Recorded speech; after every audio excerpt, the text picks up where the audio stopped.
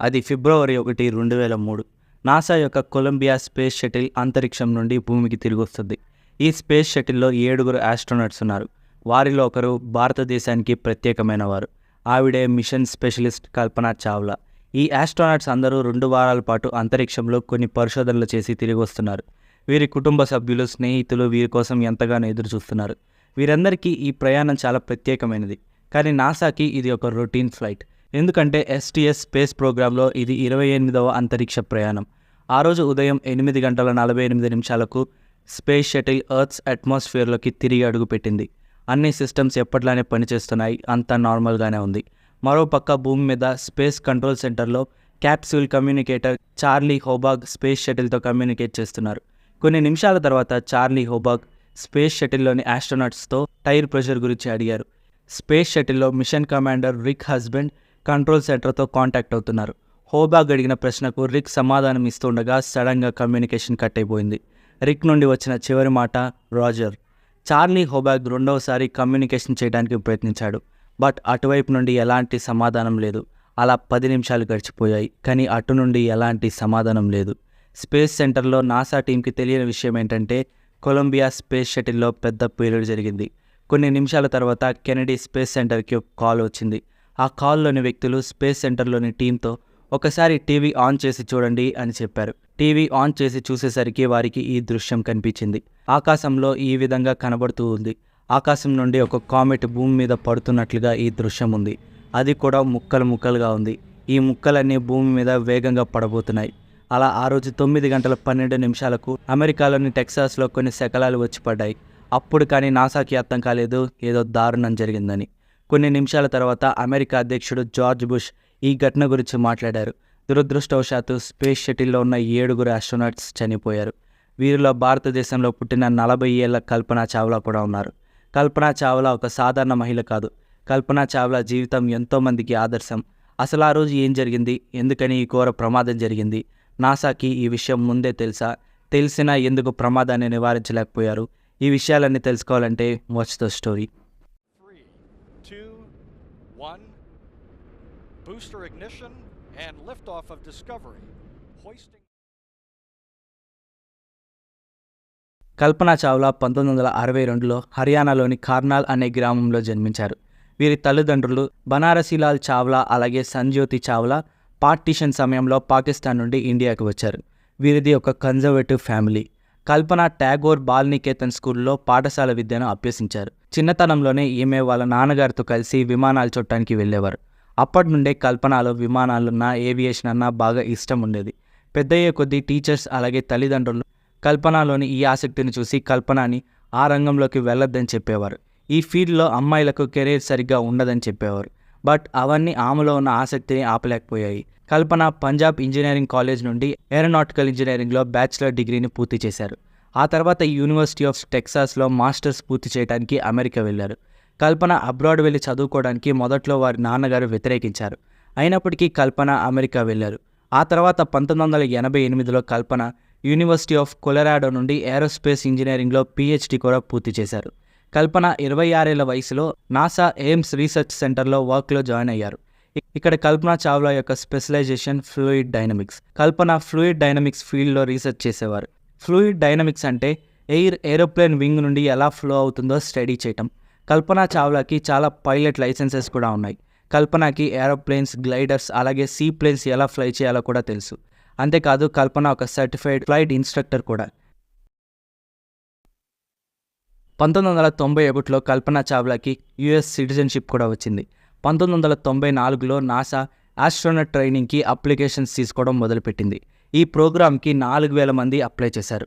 వారిలో కల్పన చావ్లా కూడా ఉన్నారు. ఈ 4000 మంది అప్లికేషన్స్లో కేవలం 20 అప్లికేషన్స్నే నాసా సెలెక్ట్ చేసింది. ఆ 20 మందిలో కూడా కల్పన ఉన్నారు. అలా 3 ఏళ్ల ఆస్ట్రోనట్ ట్రైనింగ్ తర్వాత కల్పన చావ్లా 1997లో మొదటి అంతరిక్ష ప్రయాణం చేశారు. 1997లో STS ప్రోగ్రాంలో భాగంగా STS-87 మిషన్లో కల్పన మొదటి అంతరిక్ష ప్రయాణం చేశారు. ఈ స్పేస్ మిషన్లో కల్పన భూమి చుట్టూ 252 సార్లు తిరిగారు. ఆ మిషన్లో కల్పన అంతరిక్షంలో 15 రోజుల 16 గంటల 34 నిమిషాల పాటు గడిపారు. అంతేకాదు అంతరిక్షంలో 10.45 మిలియన్ కిలోమీటర్స్ ప్రయాణించారు. ఈ STS ప్రోగ్రాం యొక్క పూర్తి పేరు స్పేస్ ట్రాన్స్పోర్టేషన్ ప్రోగ్రామ్. ఇది నాసా యొక్క 4వ హ్యూమన్ స్పేస్ ఫ్లైట్ ప్రోగ్రామ్. మొదటి ప్రోగ్రాం మెర్క్యూరీ, రెండవ ప్రోగ్రాం జెమినీ, మూడవ ప్రోగ్రాం ఫేమస్ అపోలో, అలాగే ఇది 4వ ప్రోగ్రాం. ఈ STS ప్రోగ్రాం 1981లో ప్రారంభమైంది. ఇది చరిత్రలో అతిపెద్ద స్పేస్ ప్రోగ్రాం. ఇది 2011 వరకు కొనసాగింది. ఈ స్పేస్ ప్రోగ్రాంలో నాసా రీయూజబిలిటీ మీద ఎక్కువ దృష్టి పెట్టింది. ఒక స్పేస్ షటిల్ని తయారు చేయడానికి చాలా ఖర్చు అవుతుంది. దీంతో ఒకే స్పేస్ షటిల్ని ఎక్కువసార్లు స్పేస్ మిషన్ కోసం వాడాలని నాసా అనుకుంది. దీంతో ప్రతి అంతరిక్ష ప్రయాణానికి కొత్త స్పేస్ షటిల్ తయారు చేయాల్సిన అవసరం లేదు. ఈ ప్రోగ్రాంలో 2 స్పేస్ షటిల్స్ని ముఖ్యంగా వాడారు. అవే ఛాలెంజర్ అలాగే కొలంబియా. కొలంబియా ప్రమాదం తర్వాత డిస్కవరీ, ఎండెవర్ అలాగే అట్లాంటిస్ అనే మరో 3 స్పేస్ షటిల్స్ని కూడా వాడారు. ఈ 3 స్పేస్ షటిల్స్ని అమెరికాలోని మ్యూజియంస్లో ఉంచారు. ఈ స్పేస్ షటిల్స్ అన్నింటిలో మొట్టమొదట స్పేస్లోకి వెళ్ళింది కొలంబియా స్పేస్ షటిల్. ప్రమాదానికి ముందు ఈ స్పేస్ షటిల్ 27 స్పేస్ మిషన్స్ని విజయవంతంగా పూర్తి చేసింది. అసలు ఒక స్పేస్ షటిల్ని ఇన్నిసార్లు యూజ్ చేయడం సేఫేనా, ఇన్నిసార్లు వాడడం వల్లే ఈ దారుణం జరిగిందా అనే డౌట్ మీకు రావచ్చు. కానీ నిజానికి ఈ STS ప్రోగ్రామ్ని డిజైన్ చేసిందే రీయూజబిలిటీ కోసం. ప్రతి మిషన్కి ముందు షటిల్ని పరీక్షించడానికి, రిపేర్ చేయడానికి చాలా పెద్ద ప్రాసెస్ ఉంటుంది. ఈ ప్రాసెస్లో షటిల్ మొత్తాన్ని క్షుణ్ణంగా పరిశీలించి షటిల్ని రీఫర్బిష్ చేస్తారు. నిజానికి ఇంత పెద్ద దారుణం జరిగింది ఒక చిన్న కారణం వల్ల. అంతేకాని ఈ STS ప్రోగ్రామ్ రీయూజబిలిటీలో ఎలాంటి ప్రాబ్లం లేదు. ఈ STS ప్రోగ్రాంలో 24వ స్పేస్ మిషన్ కల్పనా చావ్లా యొక్క మొట్టమొదటి స్పేస్ మిషన్. ఈ స్పేస్ మిషన్ పేరు ఇందాక చెప్పినట్లు STS-87. ఈ స్పేస్ మిషన్లో కల్పన మిషన్ స్పెషలిస్ట్. స్పేస్ షటిల్లో ఒక రోబోటిక్ ఆర్మ్ ఉంటుంది. ఈ రోబోటిక్ ఆర్మ్ని ఆపరేట్ చేసేదే కల్పనా చావ్లా. స్పార్టాన్ శాటిలైట్ని అంతరిక్షంలో డిప్లాయ్ చేయడానికి ఈ రోబోటిక్ ఆర్మ్ని కల్పన ఆపరేట్ చేశారు. ఈ శాటిలైట్ సన్ యొక్క ఔటర్ లేయర్ని స్టడీ చేస్తుంది. బట్ మిషన్ సమయంలో ఈ శాటిలైట్ కంట్రోల్ తప్పింది. 3 రోజుల తర్వాత ఒక స్పేస్ వాక్ తర్వాత ఈ శాటిలైట్ని తిరిగి కరెక్ట్ పొజిషన్లో డిప్లాయ్ చేశారు. ఎంతోమంది సీనియర్ ఆస్ట్రోనాట్స్ కూడా కల్పనతో KC you did a great job అని చెప్పారు. నిజానికి శాటిలైట్ కంట్రోల్ తప్పడం కల్పన యొక్క మిస్టేక్ కాదు, వేరే మిషన్ క్రూ యొక్క మిస్టేక్ వల్ల అది జరిగింది. ఈ మిషన్ సక్సెస్ అవడంతో కల్పనా చావ్లా అంతరిక్షంలోకి వెళ్లిన మొట్టమొదటి భారతీయ మహిళగా చరిత్ర సృష్టించారు. అంతేకాదు అంతరిక్షంలోకి వెళ్లిన మొదటి సౌత్ ఏషియన్ అమెరికన్ మహిళగా కూడా నిలిచారు. ఆ సమయంలో భారతదేశ ప్రధానిగా ఉన్న ఇంద్రకుమార్ గుజ్రాల్ కల్పనా చావ్లాని అభినందించారు. మొదటిసారి అంతరిక్షంలోకి వెళ్లడం పట్ల కల్పనా చావ్లా ఈ విధంగా చెప్పారు: అంతరిక్షంలో ఉన్న నక్షత్రాలను, గ్యాలక్సీలను, ఇతర గ్రహాలను చూసినప్పుడు మనమేదో వేరే ప్రదేశానికి చెందినవారం కాదు కానీ మనం కూడా ఈ విశ్వం, ఈ సోలార్ సిస్టమ్కి చెందినవారమే అని మనకు తెలుస్తుంది. మన ప్రాంతం కంటే, దేశం కంటే ముందు మనం సోలార్ సిస్టమ్కి చెందినవారము. కల్పనా చావ్లా యొక్క ఈ మొదటి అంతరిక్ష మిషన్ 16 రోజుల పాటు సాగింది. ఈ మిషన్లో కల్పనతో పాటు జపనీస్ అలాగే యుక్రేనియన్ ఆస్ట్రోనాట్స్ ఉన్నారు. వీరందరూ అంతరిక్షంలో ఎన్నో పరిశోధనలు చేశారు. అంతరిక్షంలో మొక్కలు ఎలా పెరుగుతాయని అలాగే ఇంకా ఎన్నో పరిశోధనలు చేశారు. కల్పన యొక్క 2వ అలాగే చివరి మిషన్లో స్పేస్ షటిల్ పేలిపోవడానికి ముందు కూడా చాలా పరిశోధనలు చేశారు. అది జనవరి 16, 2003 ఉదయం 10:39 కొలంబియా స్పేస్ షటిల్ చివరిసారిగా భూమిని విడిచి అంతరిక్షంలోకి వెళ్ళింది. ఈ మిషన్ నిజానికి 2001లో జరగాల్సి ఉంది, కానీ 13 సార్లు మిషన్ డిలే అయింది. చివరికి 2003లో కెనడీ స్పేస్ సెంటర్ నుండి కొలంబియా స్పేస్ షటిల్ లాంచ్ అయింది. ఈ మిషన్ పేరు STS-107. ఈ మిషన్లో 7 ఆస్ట్రోనట్స్ ఉన్నారు. మిషన్ కమాండర్ రిక్ హస్బెండ్ మిషన్ని లీడ్ చేస్తారు. అలాగే ఒక పేలోడ్ కమాండర్ మైకెల్ ఆండర్సన్, అలాగే 3 మిషన్ స్పెషలిస్ట్స్ ఉన్నారు. వీరిలో ఒకరే కల్పనా చావ్లా. మిషన్ యొక్క పైలట్ విలియం మెకూల్, అలాగే ఇజ్రాయెల్ స్పేస్ ఏజెన్సీకి చెందిన పేలోడ్ స్పెషలిస్ట్ అయిన ఇలాన్ రామోన్. వీరందరూ మిషన్లోని ఆస్ట్రోనట్స్. మిషన్లో ఆస్ట్రోనట్స్ షిఫ్ట్స్ పద్ధతిలో 24 గంటలు రీసెర్చ్ చేస్తారు. అలా 16 రోజుల వరకు ఈ రీసెర్చ్ ఎక్స్పెరిమెంట్స్ చేస్తారు. 80 కంటే ఎక్కువ ఎక్స్పెరిమెంట్స్ ఈ సమయంలో ఆస్ట్రోనట్స్ చేస్తారు. వీటిలో లైఫ్ సైన్సెస్, మెటీరియల్స్ అలాగే ఫ్లూయిడ్ ఫిజిక్స్ ఫీల్డ్స్లో ఎక్స్పెరిమెంట్స్ చేస్తారు. ఈ ఎక్స్పెరిమెంట్స్లో కల్పనా చావ్లా చేయాల్సిన ఎక్స్పెరిమెంట్స్ మైక్రోగ్రావిటీ గురించి, స్పేస్లో కంబషన్ అలాగే ఫైర్ సప్రెషన్ గురించి, క్రిస్టల్ గ్రోత్ గురించి, అలాగే ప్రోస్టేట్ క్యాన్సర్ గురించి కల్పన రీసెర్చ్ చేశారు. ఈ మిషన్లో నాసా స్పేస్ హ్యాబ్ అనే కంపెనీతో కొలాబ్ అయింది.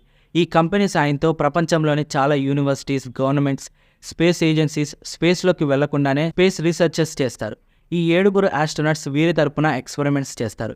అలాగే Australia, Israel, Japan, US, China నుండి 6 స్కూల్స్ కూడా ఈ మిషన్లో భాగమైనాయి. ఈ స్కూల్స్లోని కొంతమంది పిల్లలు కొన్ని ఎక్స్పెరిమెంట్స్ కోరారు. అవేంటంటే యాంట్స్, సిల్క్వామ్స్, బీస్ అలాగే మరికొన్ని ఇన్సెక్ట్స్ స్పేస్లో ఎలా రియాక్ట్ అవుతాయి అని. ఈ స్కూల్లోని పిల్లలు ఈ విషయాన్ని తెలుసుకోవాలని అనుకున్నారు. అందుకే ఈ ఎక్స్పెరిమెంట్స్ని కూడా మిషన్లో యాడ్ చేశారు. ఈ ఎక్స్పెరిమెంట్స్ అన్ని పూర్తి చేశాక ఆస్ట్రోనట్స్ ఎక్స్పెరిమెంట్స్కి సంబంధించిన 30% డేటాని గ్రౌండ్ స్పేస్ సెంటర్కి ట్రాన్స్ఫర్ చేశారు. వీటిలో కొన్ని ఎక్స్పెరిమెంట్స్ యొక్క వీడియోస్ కూడా ఉన్నాయి. కానీ 40కి పైగా ఎక్స్పెరిమెంట్స్కి చెందిన డేటా ఎప్పటికీ తిరిగి రాలేదు.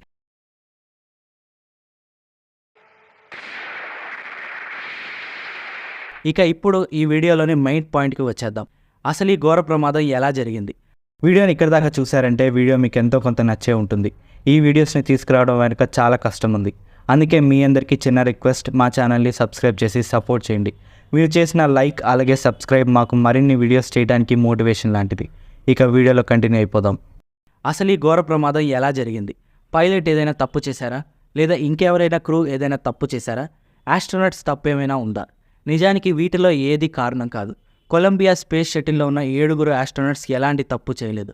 ఘోర ప్రమాదానికి 3 నిమిషాల ముందు కూడా ఏం జరగబోతుందో వీరిలో ఎవ్వరికీ తెలియదు. ఈ వీడియో ప్రమాదానికి 3 నిమిషాల ముందు రికార్డ్ అయిన వీడియో. ఈ వీడియోలో ఆస్ట్రోనట్స్ జోక్స్ వేస్తూ నవ్వుకుంటూ ఉన్నారు.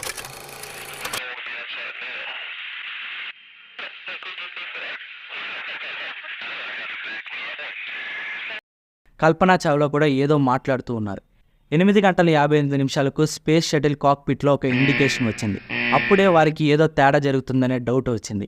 కొలంబియా యొక్క బ్యాకప్ సాఫ్ట్వేర్ సిస్టమ్ కాక్పిట్ పై ఒక మెసేజ్ని డిస్ప్లే చేసింది. ఈ మెసేజ్లో కొలంబియా యొక్క లెఫ్ట్ సైడ్ ఉన్న 4 వీల్స్లో ప్రెషర్ లాస్ట్ అయినట్టు ఆస్ట్రోనట్స్కి తెలియజేసింది. కేవలం కొలంబియాకి భూమితో సిగ్నల్ కట్ అయ్యే నిమిషం ముందే ఈ మెసేజ్ వచ్చింది. భూమి మీద ఉన్న క్యాప్సూల్ కమ్యూనికేటర్ ఈ విషయం గురించే ఆస్ట్రోనట్స్తో కమ్యూనికేట్ చేస్తూ ఉన్నారు. ఇక్కడే ఒక పెద్ద ట్విస్ట్ ఉంది. ఈ ప్రాబ్లం గురించి ఆస్ట్రోనట్స్కి ఏమాత్రం తెలియదు, కానీ నాసాకి ఈ ప్రాబ్లం గురించి ముందే తెలుసు. 1-2 గంటల ముందు కాదు, ఏకంగా 2 వారాల ముందే నాసాకి ఈ విషయం తెలుసు. షటిల్ లాంచ్ అయిన రోజే వారికి ఈ విషయం తెలుసు. అసలు విషయానికి వస్తే కొలంబియా స్పేస్ షటిల్ లాంచ్ అయిన 81 సెకండ్ల తర్వాత స్పేస్ షటిల్ నుండి ఫోమ్ యొక్క చిన్న భాగం సెపరేట్ అయ్యి లెఫ్ట్ వింగ్ పై పడింది. ఈ ఫోమ్ షటిల్ యొక్క ఎక్స్టర్నల్ ట్యాంక్ని షటిల్తో కనెక్ట్ చేస్తుంది. ఇది అంత పెద్ద పీస్ ఏమీ కాదు. కేవలం 60 సెంటీమీటర్ల పొడవు, 40 సెంటీమీటర్ల వెడల్పు, అలాగే 750 గ్రాముల బరువున్న పీస్ మాత్రమే. కానీ ప్రాబ్లం ఎక్కడంటే ఈ పీస్ చాలా వేగంతో లెఫ్ట్ వింగ్ని ఢీకొట్టింది. సైంటిస్టుల అంచనా ప్రకారం గంటకి 700 నుండి 900 కిలోమీటర్ల వేగంతో ఈ ఫోమ్ షటిల్ని ఢీకొట్టింది. ఈ సంఘటన జరిగిన 2 రోజుల తర్వాత నాసా ఇంజనీర్స్ కొంతమంది STS ప్రోగ్రామ్ మేనేజర్ రాన్ డి డెటర్మోన్ని అమెరికన్ స్పై శాటిలైట్స్ నుండి స్పేస్ షటిల్ యొక్క పిక్చర్స్ తెప్పించమని కోరారు. ఆ పిక్చర్స్ సాయంతో స్పేస్ షటిల్కి ఎంత మేర డ్యామేజ్ జరిగిందో కనిపెట్టచ్చని కోరారు. బట్ ఇంజనీర్స్ చెప్పిన దాని ప్రకారం మేనేజర్ ఈ రిక్వెస్ట్ని తిరస్కరించాడు. ఈ కారణం వల్లే ఈ దారుణం తర్వాత మేనేజర్ తన పదవి నుండి తప్పుకున్నాడు. 2008లో స్పేస్ జర్నలిస్టులైన మైకేల్ క్యాబేజ్ అలాగే విలియం హార్డ్వుడ్ రాసిన బుక్ కామ్ చెక్లో US Department of Defense spy కెమెరాస్ని వాడి షటిల్ ఫొటోస్ని తీయటానికి రెడీగానే ఉన్నారు, కానీ నాసా అఫీషియల్సే దాన్ని తిరస్కరించారు అని రాశారు. ఈ ఘటనపై ఇన్వెస్టిగేషన్ చేయడానికి ఒక ఇంటర్నల్ ఇన్వెస్టిగేషన్ కమిషన్ని ఏర్పాటు చేశారు. దీని పేరే Columbia accident investigation board. Short ఫామ్లో దీన్ని CAIB అని అంటారు. ఆగస్టు 2003లో ఈ కమిషన్ ప్రమాదం ఎలా జరిగిందని ఒక పెద్ద రిపోర్ట్ని రిలీజ్ చేసింది. ఈ రిపోర్ట్లో కొలంబియా డిజాస్టర్ ఎలా జరిగిందో డీటెయిల్గా ఎక్స్ప్లెయిన్ చేశారు. ఈ రిపోర్ట్లో నాసా యొక్క నిర్లక్ష్యం వల్లే ఈ ప్రమాదం జరిగిందని తేల్చారు. నాసా యొక్క human space flight chief US Department of defence ఇచ్చిన స్పై శాటిలైట్ ఇమేజెస్ సేకరించే ఆఫర్ని రిజెక్ట్ చేశారు. ఇలా రిజెక్ట్ చేయడం వల్లే ఇంజనీర్స్ ఈ ఫోమ్ కొలిజన్ డ్యామేజ్ గురించి ఏమీ ఇన్వెస్టిగేట్ చేయలేకపోయారు. అలాగే ప్లాన్ చేసినట్టే మిగిలిన 15 రోజులు మిషన్ గడిచిపోయింది. ఫిబ్రవరి 1న ఈ స్పేస్ మిషన్ పూర్తయింది. అలాగే షటిల్ తిరిగి ఎత్తుకి రావాల్సి ఉంది. ఈ ఫోమ్ కొలిజన్ వల్ల స్పేస్ షటిల్ లెఫ్ట్ వింగ్ పై చిన్న హోల్ పడింది. అలా షటిల్ ఎర్త్ అట్మాస్ఫియర్లోకి ఎంటర్ అయ్యి కిందకు వచ్చే కొలది ఆ హోల్ మరింత పెద్దదయింది. దీంతో ఎయిర్ లీక్ కూడా మొదలైంది. స్పేస్ షటిల్ చుట్టూ థర్మల్ ప్రొటెక్షన్ షీల్డ్ ఉంటుంది. ఇది టెంపరేచర్ మెయింటైన్ చేయడానికి ఉపయోగపడుతుంది. అలా ఆ హోల్ పెద్దదయ్యి ఆ ప్రదేశంలో ఒక సూట్ కేస్ సైజులో ఈ థర్మల్ ప్రొటెక్షన్ షీల్డ్ విరిగిపోయింది. దీంతో కొలంబియా యొక్క కొంత భాగం అట్మాస్ఫియర్లోని గ్యాసెస్ అలాగే ఫైర్కి ఎక్స్పోజ్ అయింది. దీనివల్ల లెఫ్ట్ వింగ్లోని సెన్సార్స్ ఆగిపోయాయి. ఇందువల్లే టెంపరేచర్ రీడింగ్స్ కనిపించలేదు, అలాగే టైర్ ప్రెషర్ రీడింగ్స్ కూడా కనిపించలేదు. అలా చూస్తూ ఉండగానే స్పేస్ షటిల్ ముక్కలుగా పేలిపోయింది. భూమి మీద ఉన్న వారికి ఈ దృశ్యం ఆకాశంలో కనిపించింది. ఒక చిన్న ఫోమ్ పీస్ ఇంత ఘోర ప్రమాదాన్ని సృష్టించింది. ఈ ఫోమ్ స్ట్రైక్ని ఇన్వెస్టిగేషన్లో రీకన్స్ట్రక్ట్ చేశారు. ఇందులో అదే సైజ్ ఫోమ్ పీస్ని అదే స్పీడ్తో స్పేస్ షటిల్ రెప్లికా మీద స్ట్రైక్ చేశారు. ఈ టెస్ట్లో షటిల్కి ఏకంగా పెద్ద హోలే పడింది. అంటే కొలంబియా లెఫ్ట్ వింగ్ కూడా ఇదే జరిగింది. అందువల్లే ఇంత ప్రమాదం జరిగింది. దీనివల్ల ఈ స్పేస్ షటిల్లోని 7 చనిపోయారు. సిఐఏబి రిపోర్ట్లో మరొక విషయాన్ని కూడా మెన్షన్ చేశారు. ఇలా ఫోమ్ స్ట్రైక్స్ జరగడం కొత్తేమీ కాదు. స్పేస్ షటిల్స్ లాంచ్ అయ్యేటప్పుడు ఇవి తరచుగానే జరుగుతాయి.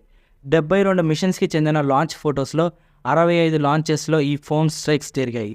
అంటే ఈ ఫోమ్ స్ట్రైక్స్ చాలా కామన్గా జరుగుతాయి. కానీ ఈ ఇన్సిడెంట్లో జరిగిన తప్పేంటంటే ఈ ఫోమ్ పీస్ రాంగ్ ప్లేస్లో రాంగ్ స్పీడ్లో స్ట్రైక్ చేసింది. 2008లో మరొక రిపోర్ట్ కూడా రిలీజ్ అయింది.